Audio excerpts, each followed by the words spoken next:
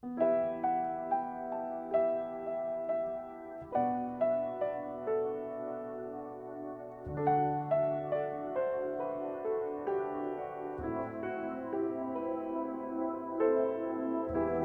توی کوچه رقصیدم، برای ترسیدم به وقت بوسیدن، برای خواهرم خواهرت خواهرامون، برای تغییر مغزها که پوسیدن، برای شرمندگی برای بیپولی، برای حسرت یک زندگی معمولی، برای کودک زباله‌گر و آرزوراش، برای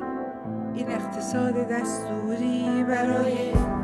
این هوای آلوده، برای ولیعصر و درختای فرسوده، برای پیروز و احتمال انقراضش، برای سگ‌های بیگناه ممنوعه، برای گریه های بیوقفه، برای تصویر تکرار این لحظه، برای چهره‌ای که میخنده، برای دانش آموز و برای آینده، برای این بهشت اجباری، برای نامه های زندانی، برای کودکان افغانی، برای این همه برای غیر تکراری، برای این همه شعارهای توهاری، برای آواره‌هونه های پوشانی، برای احساس آرامش، برای خورشید پس از شبای طولانی، برای خالص‌های اعصاب و بی‌خوابی، برای مرد میخن آبادی، برای دختری که آرزو داشت پسر بود، برای زن زندگی،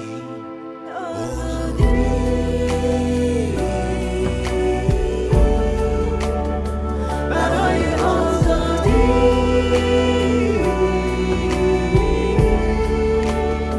برای آزادی،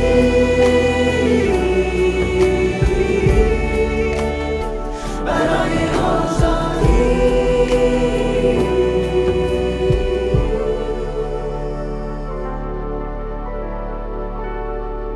برای آزادی.